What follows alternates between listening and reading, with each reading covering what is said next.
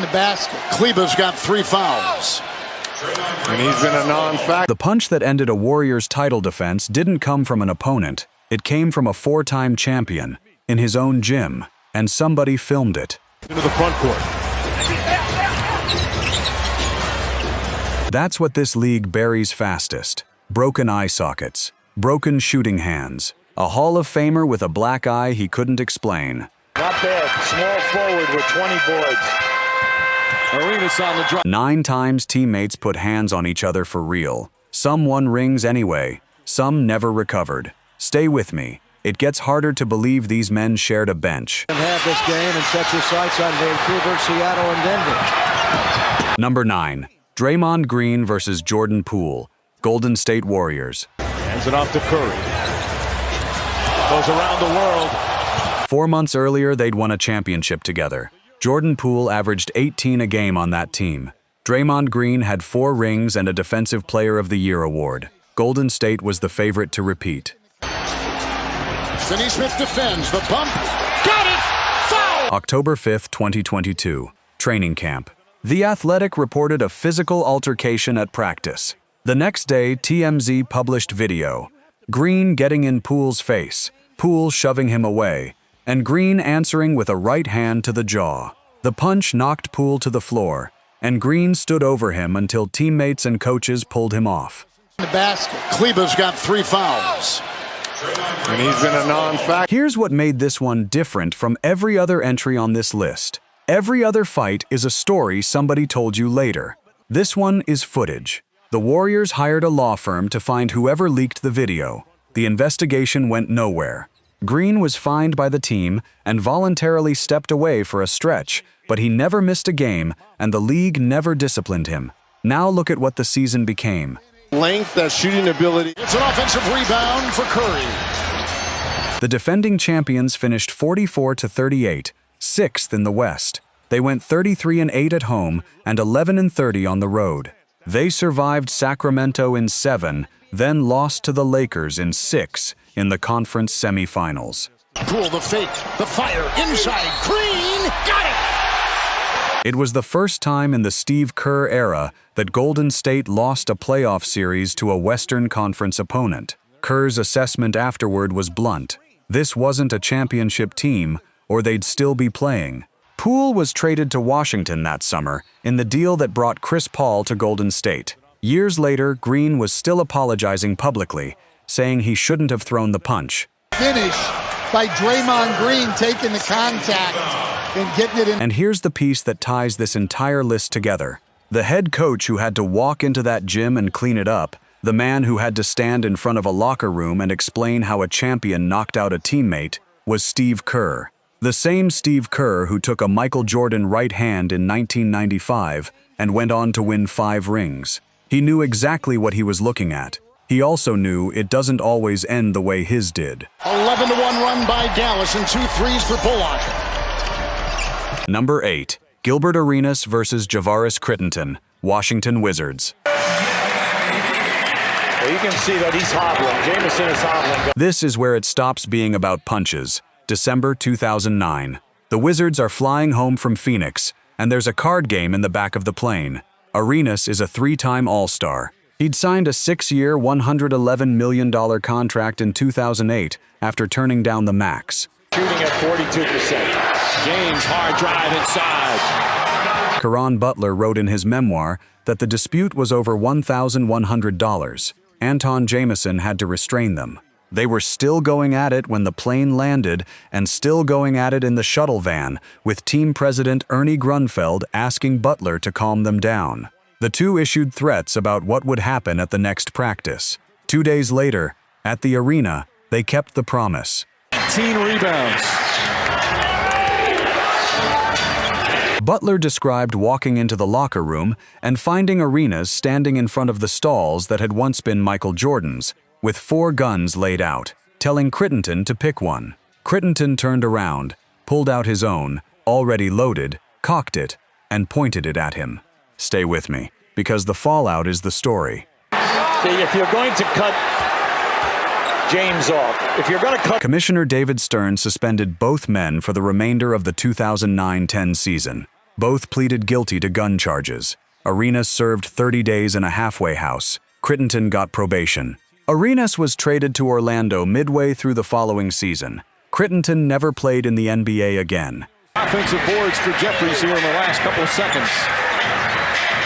In 2011, Crittenton was charged in the killing of a 23-year-old mother of 4 in Atlanta. He later pleaded guilty to murder and was sentenced to 23 years. Well, you can see that he's hobbling. Jamison is hobbling. 2 teammates, 1 card game, a franchise gutted, a $111 million contract turned into a punchline, and a young man's life ended in a courtroom. Every other fight on this list ended when somebody stepped between them. This one is what happens when nobody can. Antonio Daniels having his best game of the series as his... Number 7. Michael Jordan versus Steve Kerr, Chicago Bulls. Left pass to Ronnie Harper. Michael was climbing up. Steve Kerr will tell you getting punched in the face by Michael Jordan was the best thing that ever happened to his career. He means it. Training camp, fall 1995. Jordan is back from baseball, furious about the previous spring, and he's decided this team is going to be dragged to a championship whether it likes it or not. He's very tactical and very efficient with his movements. Phil Jackson puts Kerr on Jordan in a scrimmage, and it turns chippy fast. Kerr said Jordan was talking trash, and he was angry because his side was getting beaten badly. By Jordan's own account, Jackson started calling tight fouls to cool him down, which only made him angrier, his argument being that it wouldn't help the Bulls when they had to play New York and every other physical team on the schedule. Jordan over Rivers. Luke, good out. Kerr, 6'3", 175 pounds, took a forearm to the chest, shoved back, and the next thing he knew, teammates were pulling Jordan off him. He threw punches too. He ended up with a black eye. Jackson threw Jordan out of practice. This is what Harris is talking about too. He needs his big guys to be aggressive, not only on offense, but on defense. Jordan sat in the locker room afterward feeling small. Before he left the building, he turned around and went back inside to get Kerr's phone number, and he called and apologized within the hour. Kerr has said standing up for himself was the best thing he ever did, and that from that day forward the two understood each other. And then the season happened. Beautiful finger roll. Thrust for the Chicago Bulls. Nobody else really. Chicago went 72-10 and won the title. 2 years after that black eye, Jordan gave up the ball in the final seconds of Game 6 of the 1997 Finals, and Kerr knocked down the championship-winning shot. The league remembers the rings, but the trust that produced that pass was forged in a practice gym by a man who'd been hit and decided to swing back. MJ with it on the wing. Goes baseline. Michael inside, does it again. Number 6. Shaquille O'Neal versus Kobe Bryant, Los Angeles Lakers. He will be suspended for the Vancouver game. Exactly. We didn't see exactly what Van Exel did and what's... 3 championships, and it started with a teenager telling the most physically dominant player alive that the Lakers weren't his. The 1998 lockout. No practices, no coaches, no cameras, just NBA players finding gyms wherever they could. For 4.5 more minutes, Will, they may have got into another entanglement, so it's better. Jeff Pearlman documented this one in 3 Ring Circus, with teammate Olden Polynice as a witness. O'Neal kept calling fouls on his own misses. Bryant finally told him to stop and just play. O'Neal warned him that one more comment would get him slapped. A few possessions later, Bryant drove into O'Neal's body, scooped in a layup, and screamed that this was his team, not the pickup team, the Lakers. No flagrant or technical call. Purdue just gets a foul. Time running out in the first half. O'Neal's answer was immediate. He told Bryant it was his team, Bryant told him he wasn't a leader, and players had to step in and pull them apart before the run continued. Here's what nobody talks about.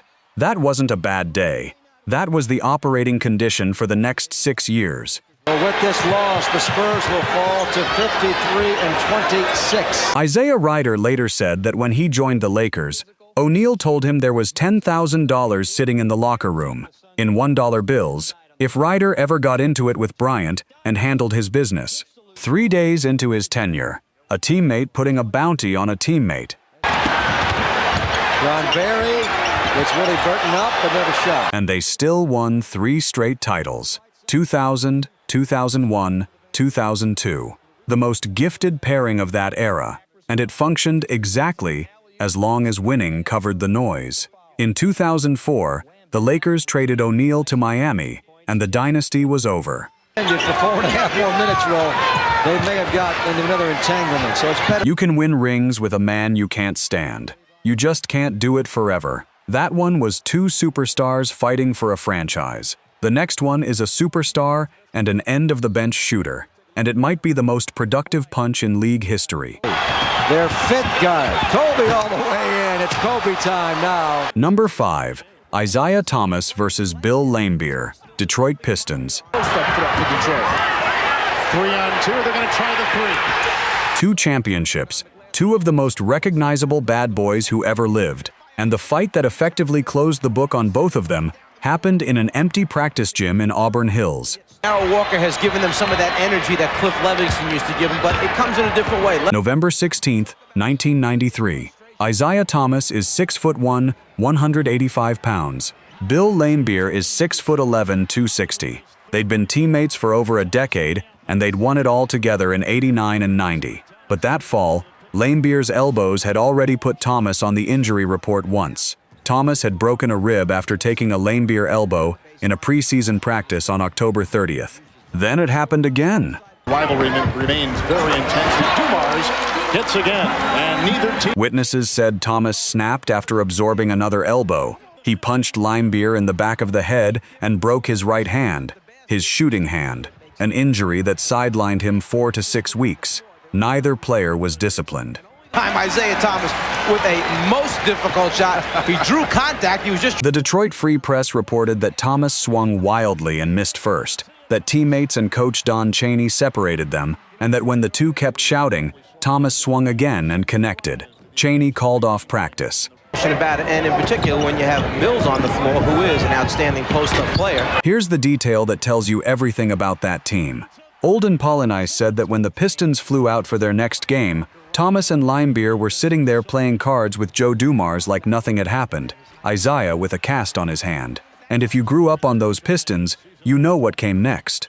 Is missed to start the game. I think as a young player, he likes the idea that he's still developing fine. On December 1st, 1993, 15 days after that punch, Bill Laimbeer retired, ending a 14-year career. He walked away 11 games into the season at 36, as the Pistons' all-time leader in rebounds and games played. Trying to get to the foul line and yet still made the shot. Talk about the ultimate in frustration. Thomas came back from the hand, tore his Achilles that April, and never played again either. The Bad Boys didn't get dismantled by a trade or a rebuild. They fell apart in a practice gym in November. Isiah Thomas had the option of the pick and roll, but took the shot himself. Number 4, Zach Randolph versus Ruben Patterson, Portland Trail Blazers. As he lands, Desmond Mason beat Potathenko. You know Zach Randolph as the guy Memphis built a whole identity around. Grit and grind, jersey in the rafters, beloved. Now meet the 21-year-old version. 58%, and they've gotten their last few chances right at the rim. Portland, 2003, the Jail Blazers era. Rasheed Wallace, Bonzi Wells, Damon Stoudemire, Quintel Woods, a roster so combustible the local paper covered the police blotter like a beet, and Ruben Patterson, a genuinely feared man in that league, spent that season treating the young Randolph like a target. Randolph has told the story himself. Patterson slammed him in a workout and bragged about it in the locker room. Weeks later, when Patterson and Quintel Woods got into an argument at practice, Randolph took his shot, a punch to the face that fractured Patterson's orbital socket. It took roughly 6 players to hold Patterson back. The chaos didn't end on the floor. Randolph and Woods were sent to the locker room while the entire team physically restrained Patterson from getting back there. Here's where it stops being a fight story. There was a stretch of several days afterward where Randolph hid out at teammate Dale Davis's house because he was afraid Patterson was going to try to shoot him. Randolph was suspended 2 games and fined $100,000 by the team as the instigator, and the Blazers kept both men on the roster until Patterson was traded in 2006. Think about that. 3 more seasons, same practices, same flights. Go screen. 10 to shoot. That's the thing about this league. It doesn't remove people, it reassigns them. Randolph turned into a 2-time All-Star and a Memphis institution. The kid hiding in a teammate's house became the man a city loves. Redemption is real in the NBA. It just takes about a decade and a change of address. Everything so far has been role players and young men with something to prove. Number 3. Bobby Portis versus Nikola Mirotić, Chicago Bulls. Shots. Rondo all the way in, gives it to Lopez. This fight lasted about 2 seconds. It cost one man his face and the other man 8 games. October 17, 2017. The Bulls are 2 days from opening night, rebuilding, young, trying to figure out who starts at power forward. Rondo with 8 rebounds in game 1. Nikola Mirotić had beaten out Bobby Portis for the job. Those two had been competing for the same minutes since 2015. Practice gets physical. Tempers climb. An assistant coach steps in once to cool it down. And then it goes. Wade, vintage with the fadeaway, which he did with the Phoenix Suns. The Bulls suspended Portis 8 games for punching Mirotić during an altercation that left him with facial fractures and a concussion, with Mirotić expected to miss at least 4 to 6 weeks. The team statement said surgery was likely required and listed him out indefinitely. 1 punch, hospital, season over before it started. Rondo's got it. Gives it up, Butler wide open. Bulls executive John Paxson said both players owned responsibility for what happened, but only one man threw a punch, and that, he said, was inexcusable. With Mirotić out and Portis suspended, rookie Lauri Markkanen was pushed into the season opener, a 117-100 loss in Toronto. That's how basketball's got to be played. 5 guys playing together. 8 points, 8 rebounds. And here's the part that doesn't make the highlights. Portis served his 8 games and came back first. Mirotić was still weeks from playing. He was upset enough about the gap in absences that he barely spoke to teammates, and his camp made clear to management that it didn't see a way the 2 forwards could coexist. The team that couldn't afford to lose either one had to figure out how to dress them both. Will move to Chicago. Game 3 Friday in Chicago. Mirotić eventually returned, played the best basketball of his Bulls career, and was traded to New Orleans before that same season ended. Portis rebuilt his reputation the long way and won a championship in Milwaukee in 2021. Careers survive this. Faces don't always. You just heard about a man who hit a teammate once. Ball flake fakes and now gets the finish. Nice bounce for him. The layup. Number 2. Latrell Sprewell versus Jerome Kersey, Golden State Warriors. Scotty down the left wing.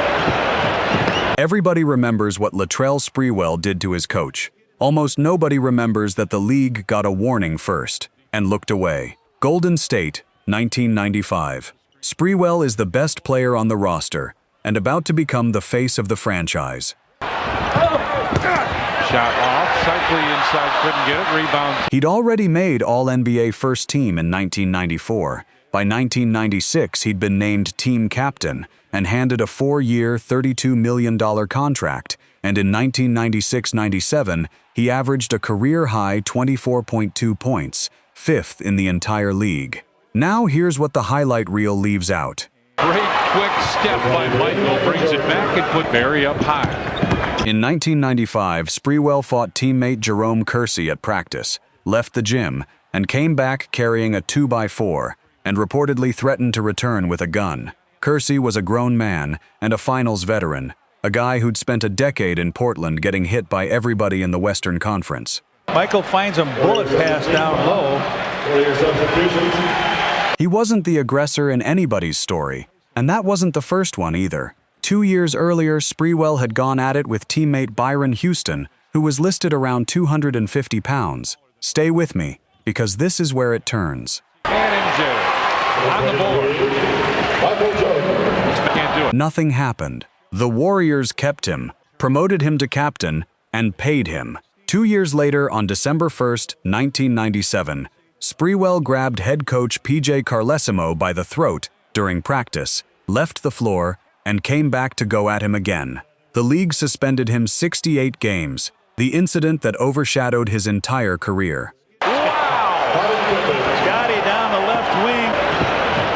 The NBA didn't miss the signs. It just decided a 24-point scorer was worth the risk. That's a franchise ignoring a fire. What's coming next is a franchise that couldn't ignore it, because their starting power forward left practice in an ambulance. BJ along Duke. Number 1. Isiah Thomas versus Brendan Haywood, Washington Wizards. Arenas backs it in. Well, you can see that Most teams get one fight in a decade. These two got 3 in 2 seasons, and the last one happened with the team president standing right there. plenty of time here now. Plenty of time. Tough spin move from Arenas, hits the side of the Washington, 2006. Isiah Thomas and Brendan Haywood are both centers on the same roster, splitting the same minutes, fighting over the same starting job. Thomas won it in the preseason. Haywood's agent went public and questioned whether the decision was even basketball-related. He's hobbling. Jameson is hobbling going back. He's not looking over to the bench at all, though. Thomas confronted him about it and threw a punch. Haywood answered by slamming Thomas to the ground and tearing out 2 of his dreadlocks before teammates pulled them apart. Here's the part that should have ended it. Nothing changed. Same roster, same rotation. Same 2 men getting dressed 12 feet apart. Here's 13 ties. Yeah, Jameson is smarting here. I think he has something wrong with his leg. So it happened again. February 9th, 2007. They're jostling for position under the basket. Haywood's elbow catches Thomas, and by the time play reaches the other end, Thomas is shouting and swinging. Haywood swings back. They trade blows until coaches and teammates break it up, in front of members of the Wizards' front office, including team president Ernie Grunfeld. Another seesaw battle. 22 lead change. And if you were following that team, you remember how it was handled. Thomas was suspended 2 games for conduct detrimental to the team. The 3rd time in 2 seasons those two had traded punches. Thomas told the Washington Post he could have turned the other cheek, and admitted he didn't. 2 centers, 1 job, 3 fights, 0 trades. Arenas backs it in. Well, you can see that That's the reality nobody puts in the media guide. An NBA locker room isn't a family. It's a workplace where 12 men compete for 8 paychecks, and the guy taking your minutes eats dinner next to you on the plane. That one was about playing time. The next one was about something far more dangerous. A young star nobody knew how to handle yet. Jameson gets inside. Antonio Daniels